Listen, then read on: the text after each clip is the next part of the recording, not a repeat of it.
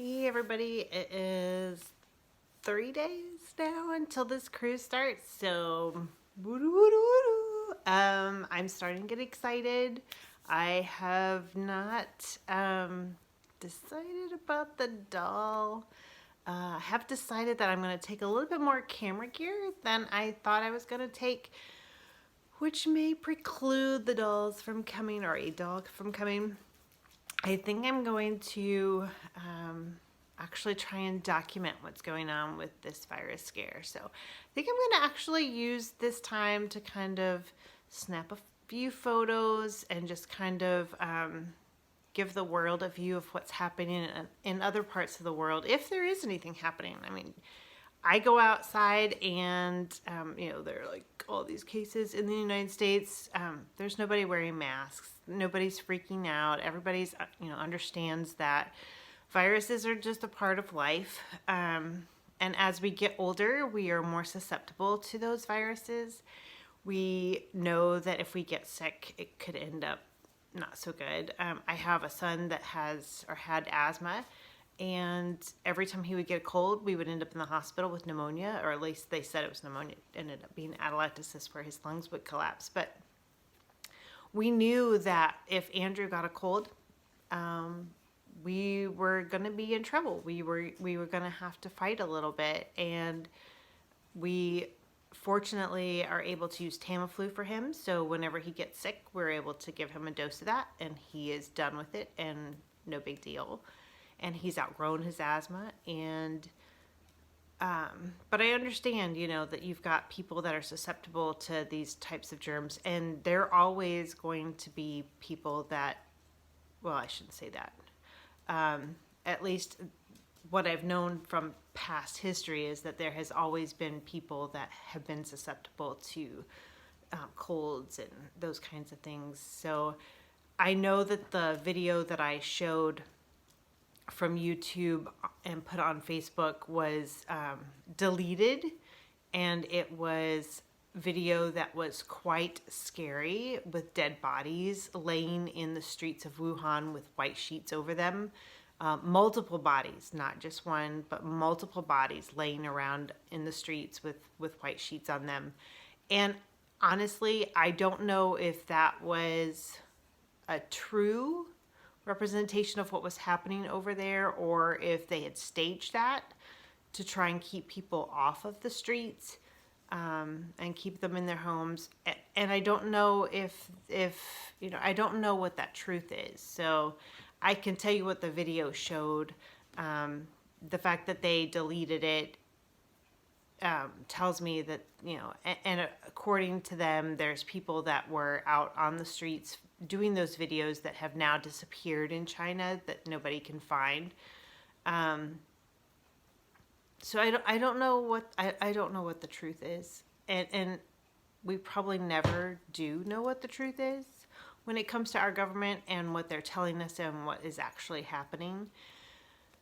Their job is to create a situation where the country can continue to operate successfully in order to keep it from collapsing. And so they have a huge responsibility to make sure that everything is running smoothly. And when something like this happens, whether it's a virus that literally is killing people in their tracks, they have a responsibility to make sure that people are okay, especially people that are going to be okay no matter what. And if you panic those people that actually can work and can go out and do what they're needed to do, and you panic them and they like, nope, I'm too scared, I'm not going out there, you got a huge problem. You got a bigger problem than a couple of people, dropping dead in the streets. And so I don't envy them or their job, and I'm not trying to tell them what to do, and I'm not trying to spread panic, but there's something that's not right with what they're telling us and what they're doing. So if this really was a flu bug, they wouldn't be reacting this way.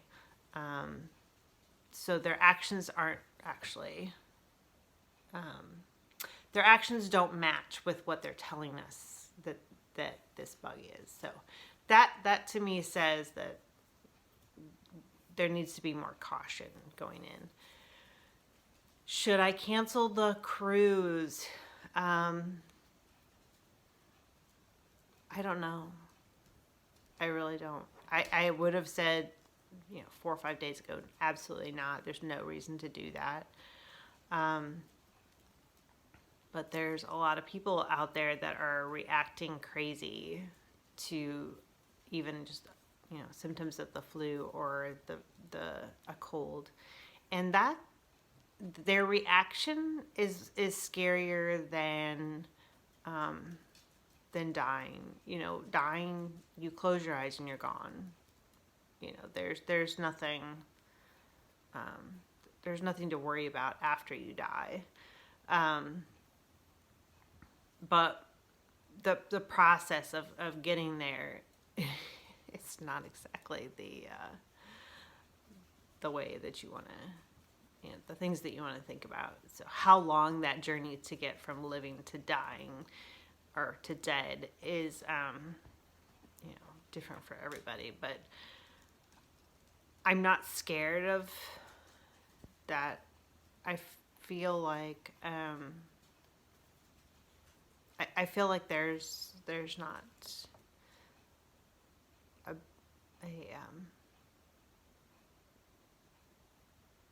a huge reason for me to be here anymore.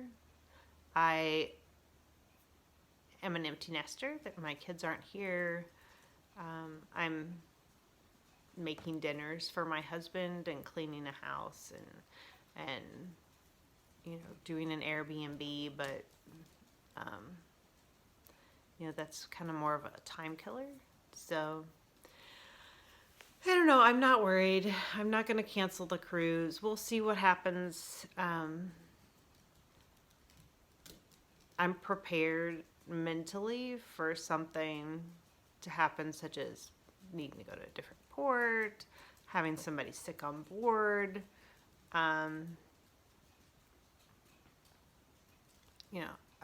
being stuck in my room, or being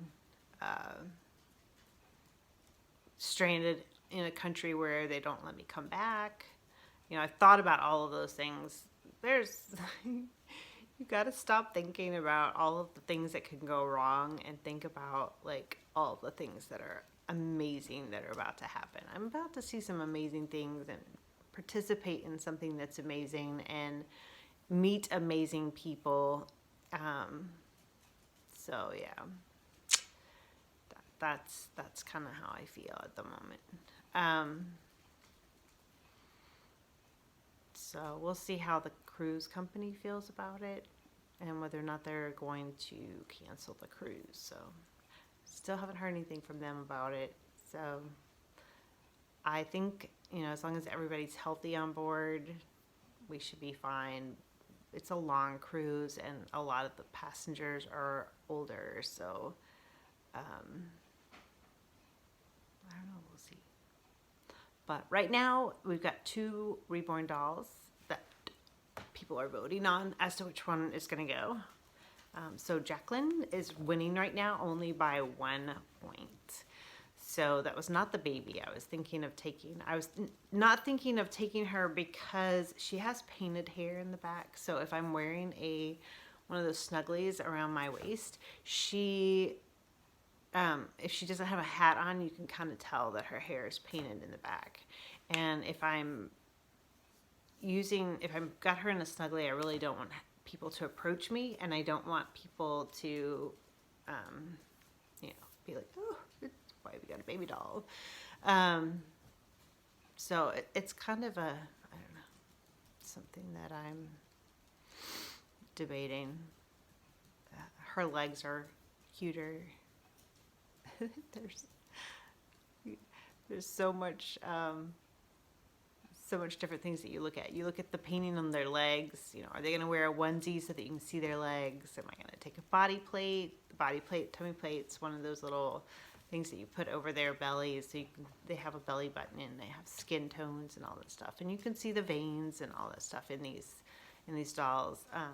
They're quite detailed type dolls. So I really don't think I'm going to pull her out at this point unless I get stranded in my room, but we'll see. I may not use this doll at all, and probably won't, but the fact that she'll be there will give me comfort in knowing that if I get stranded somewhere or they lock me in a room or a hotel or they're like, okay, you can't leave, then I have this little fantasy that I can play in the room. And I don't have to think about what's actually happening on the ship or think about what's happening in the world or think about the scary parts of me. I can kind of block out, and maybe people get upset because I do that, because I do block everybody out. And I kind of go into my little world of role playing. But sometimes things are too hard to think about. Sometimes it's you need to not think about all the bad stuff. Sometimes you need to just focus on what you're doing, and all of us do that. Every single one of us. So I can do that really easy when there's a baby around. Really easy. So till tomorrow, I will see you guys later. 3 more days. So that's kind of weird. It's so weird that there's 3 more days to go. 12 pounds lost, so we'll see. I ate yesterday. I think I'm not going to eat today, and I'll eat again tomorrow. So still trying to work on that little skinny bones. So you guys have a good one.